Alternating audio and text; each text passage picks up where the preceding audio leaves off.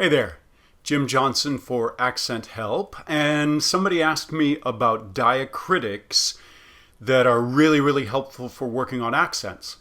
Well, here's the deal. I feel like this is a multi-layered answer, and so one of the things I kind of want to get out of the way are the suprasegmentals before I actually get into the diacritics because they're really similar. So suprasegmentals, let's talk about the IPA chart for a second, which is that this is the whole chart. This is the 2015 chart, which didn't really change significantly from the 2018, which is the latest, that there'll be a new one. So little tweaks that happen to it. Well, on this little section here is the suprasegmentals. And I've got a blown up version here.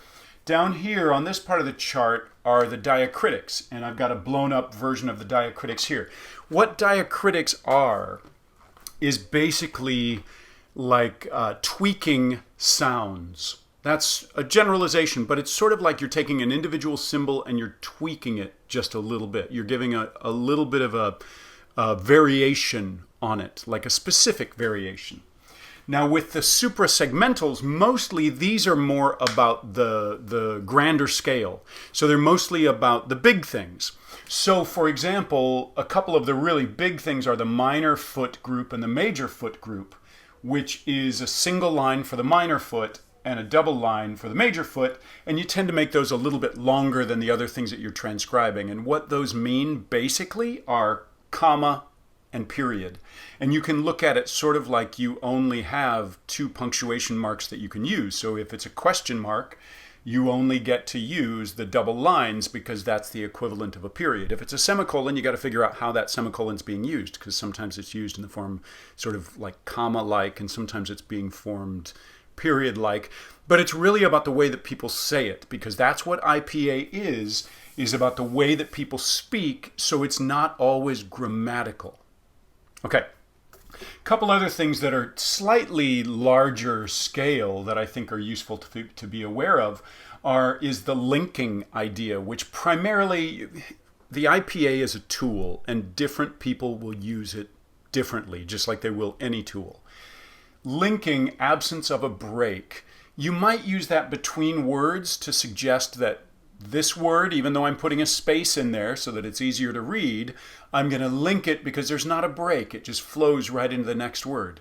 Sometimes you'll use something like this, a little tie bar like this, to link together symbols that sort of act as a single unit, sort of like the affricates of ch and j, that some people could use a tie bar on those to show that those happen sort of simultaneously. But you could also say that this is the judge chose, and we go the judge chose, so we could use that linking in here to show that it's continuing on. I don't use that one a lot, to be honest. I do use the major foot and minor foot a lot because that's helpful with understanding the phrasing of something. But I don't use linking much because you could put it sort of all over the place. It's helpful in spots when you want to make a choice. Then I think that some of these kind of get more into word level, but multisyllabic word level potentially. So for example, the next three that I want to talk about are primary stress, secondary stress, and syllable break. So when you're stressing words, there's usually a syllable that gets stressed the most, and then the next one may not be very stressed, and then the next one after that may get a little bit of stress, but not quite as much, or something along that line.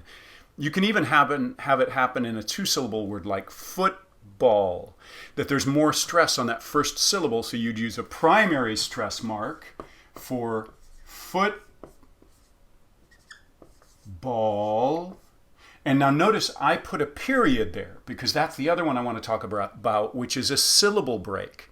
So I'm showing that there's a syllable break here. A lot of people will transcribe without the syllable break markings. Just you'll figure out where the syllable break is. I'll explain this diacritic on another video.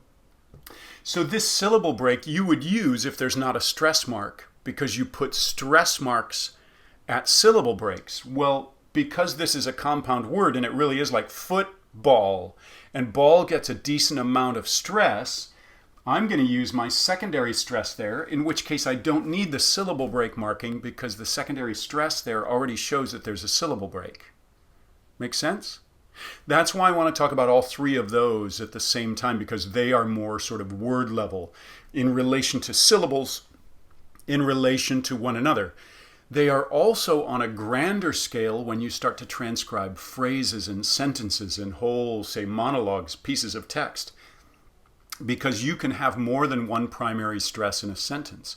Again, the IPA is a tool, so you're going to use it to indicate in this sentence somebody's really stressing three of these words and giving pretty good, really stressing three of these words, giving pretty good stress to, say, four, and then not stressing as much some other ones. And so you'll reduce the stress on those.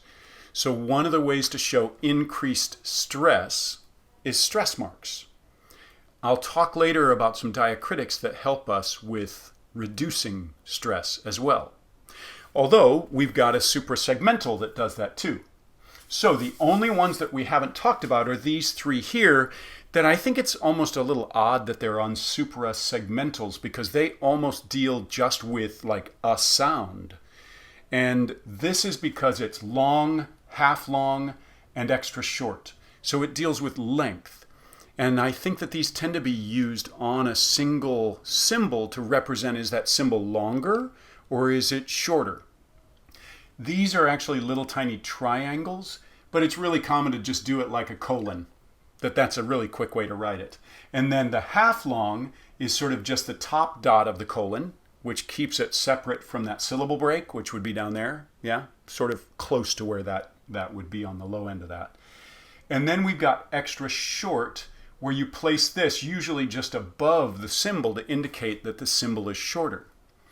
So, for example, in many accents you'll get an O that gets elongated because they do a pure O, just the first half of that instead of O.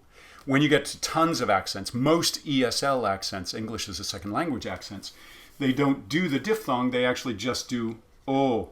And oftentimes it'll take the space of time that the full diphthong would, so you may get elongation, or you may get a little bit less elongation, but a decent amount of it. Now, when somebody's writing the O diphthong, it's really, really common that the second half of the diphthong gets less sort of energy and time. So it's very common for people to put that little extra short above that. So I find these kind of odd that they're in suprasegmentals and not in the diacritics, because I think they're a little bit more on the individual sound adjustments, which is more of what the diacritics get into. So in order to talk about diacritics, I think it's important that we've hit suprasegmentals. So there's a little bit about the ones that I use, the one here that I really just don't use. And then really the big ones are the stress ones, but these don't in general have a ton to do with accents. So I don't use these as much as accent indicators, as much as if I'm trying to transcribe the way that somebody actually said something. That would reflect reality. But I will get into more diacritics, more adjustments that are really helpful with accents coming up. For more info on accents in general, you can check out accenthelp.com.